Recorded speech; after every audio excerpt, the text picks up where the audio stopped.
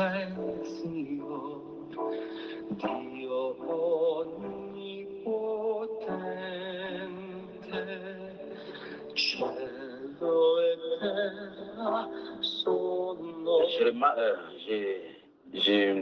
rappelle que tout à l'heure, à 9 heures, alors que nous sommes déjà dimanche le 29/12/2024, il est 3h09. À 9 heures tout à l'heure, nous aurons la séance de dimanche. Puis à 7 heures, on aura envoyé notre séance que le Saint-Esprit a convoquée. Nous allons travailler et nous allons envoyer nos voix dans l'univers à 17 heures. Mais les délices seront à 9 heures. Mais pour l'instant, nous saurons ce qu'il nous donne ce matin. Amen.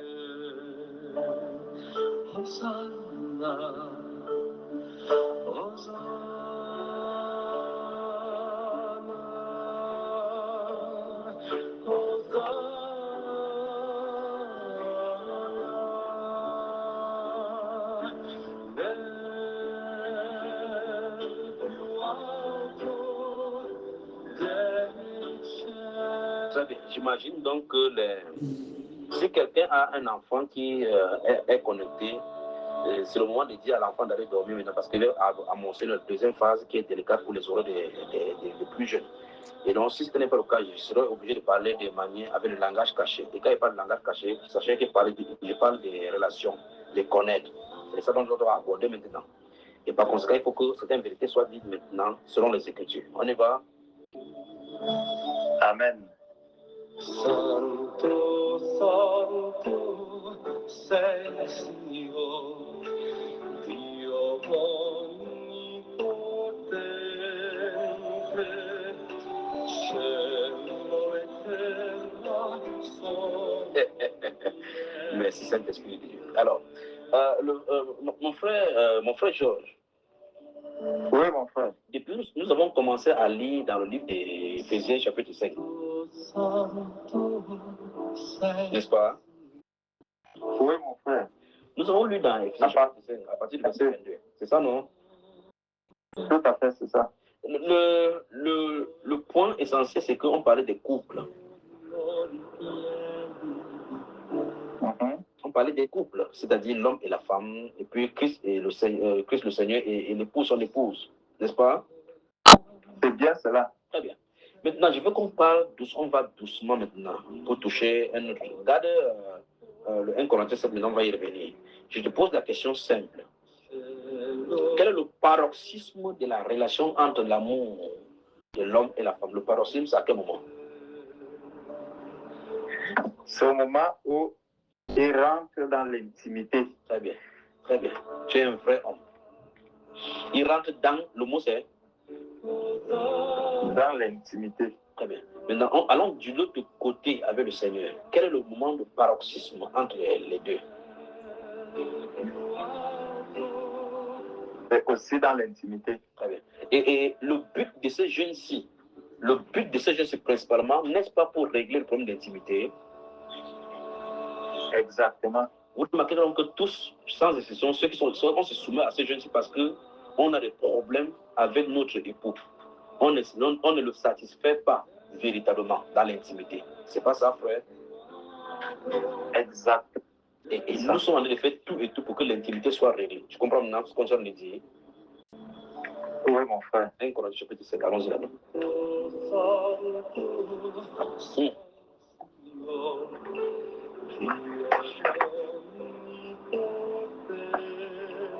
Un Corinthiens chapitre 7.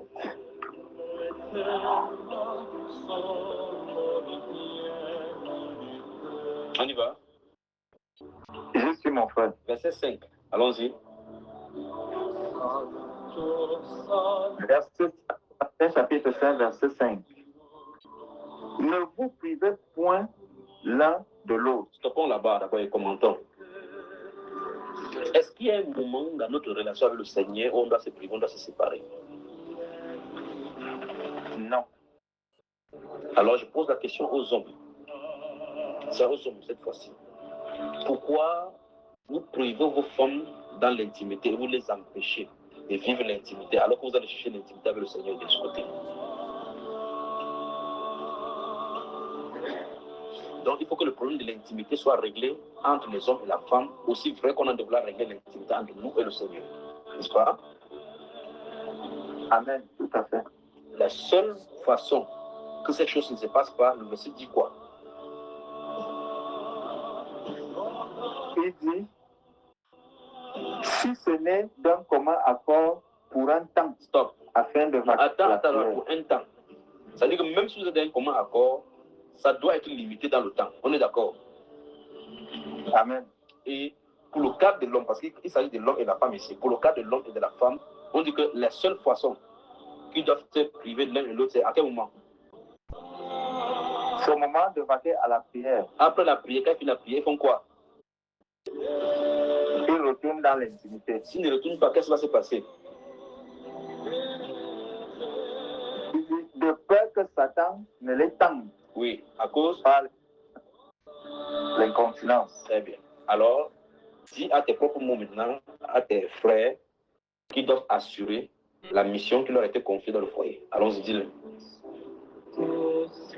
Mes frères bien-aimés, afin de vivre vraiment la relation parfaite entre nos épouses et nous, le Seigneur nous rappelle que nous devons faire attention à l'incontinence qui peut nous pousser à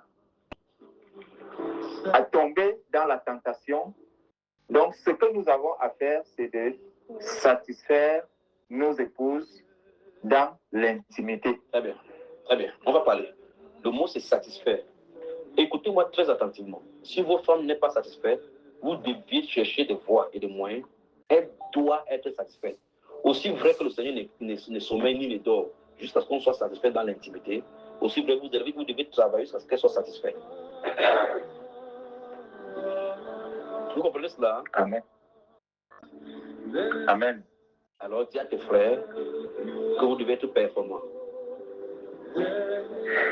Mes frères,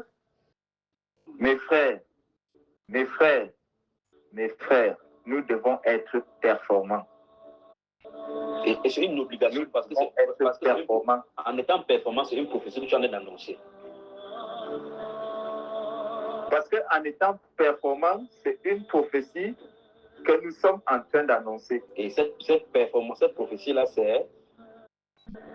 Alléluia. Allons-y, répète simplement. Et cette prophétie-là, c'est... Et cette prophétie-là, c'est... la connexion intime poussée avec le Seigneur. La connexion intime poussée avec le Seigneur. Vous voyez très bien que quand nous n'avons pas la connexion avec le Seigneur, quand il n'y a pas d'intimité avec le Seigneur, on essaie de régler le problème. On règle le problème, on enlève ce qu'il faut. Oh, peut-être c'est pourquoi je ne me connais pas le Seigneur, peut-être c'est le travail qu'il fait. Ça me fait que ça me fatigue, c'est que je ne connais pas bien le Seigneur. Eh bien, si dans ce sens-là, quand vous allez dans l'intimité, tu es fatigué parce que tu fatigues, regarde ce qui te fait fatiguer pour que tu ne puisses la satisfaire et le faire. Souvenez-vous du verset 33 de 1 Corinthiens chapitre 7. Il dit que tu dois satisfaire, tu vas faire tout pour plaire à ta femme. Pour rentrer du travail, elle a porté le décolleté avec le tout d'abord, elle a préparé le chocolat. Elle dit qu'elle veut maintenant que tu commences au niveau des autres, tu commences à faire bisous en montant. Tu dis que oh, laisse-moi, je suis fatigué. C'est que c'est la chair. Tu crois que c'est l'esprit qui va venir faire ça? Si le couche de nuit vient de la nuit, là, vous allez venir compris pour être chercher que vous frère, elle a le mari de nuit. Si vous ne faites pas ça un jour, l'esprit va venir la nuit la chercher. On respire, on revient.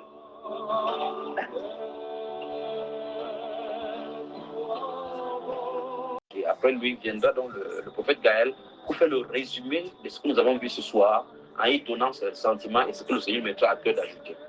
Alors mon frère, au sortir d'ici, qu'est-ce que tu dis? Qu'est-ce que tu dis maintenant? Au sortir de ce message, vraiment, je rends grâce au Seigneur parce que c'est vraiment un voile qui est encore ôté ce soir et je comprends la grandeur de l'œuvre que le Seigneur est en train de vouloir accomplir dans l'Église. Et je rends vraiment gloire au Seigneur parce que cette parole, en fait, n'est pas simplement théorique, puisque nous avons la pratique au milieu de nous. Et cette pratique, tous ceux qui sont là connectés aujourd'hui, que nous soyons sous ce ministère, ou même ceux qui ne sont pas sous ce ministère, je peux vous vous dire que la pratique est là et le vécu, les bien-aimés le connaissent. Merci vraiment pour les relations qui sont profondes dans cet enseignement. Que le Seigneur nous fortifie et qu'il nous encourage. Amen. Amen. Amen. Que le Seigneur te bénisse. Que le Seigneur te bénisse. Amen. Merci d'avoir prêté de ton temps afin que nous puissions examiner ces choses. Merci à ton épouse. Faisons-en bon usage. Merci. Amen. Merci beaucoup. Shalom. Que le Seigneur vous bénisse encore abondamment. Merci Amen. beaucoup. Mes frères. Amen. Amen. Shalom. Shalom. Shalom. Nous attendons donc le frère qui est censé intervenir parce qu'il a dit de l'autre côté, au plus 237 6 75 87 41 21.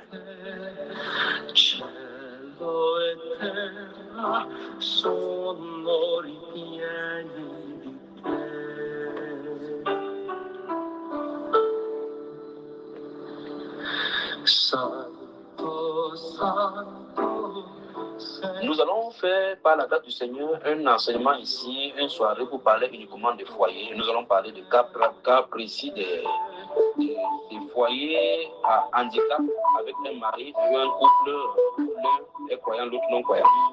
Et nous allons prier et supplier le Seigneur dans sa grâce d'intervenir spontanément afin qu'on voit des transformations. Qui est de l'autre côté? Qui est là?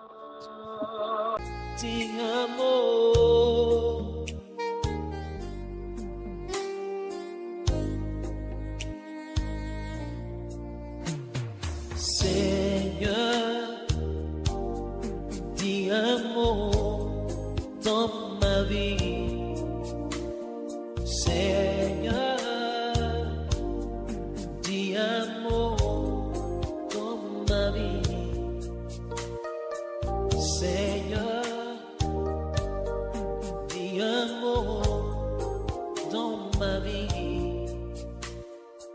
Seigneur,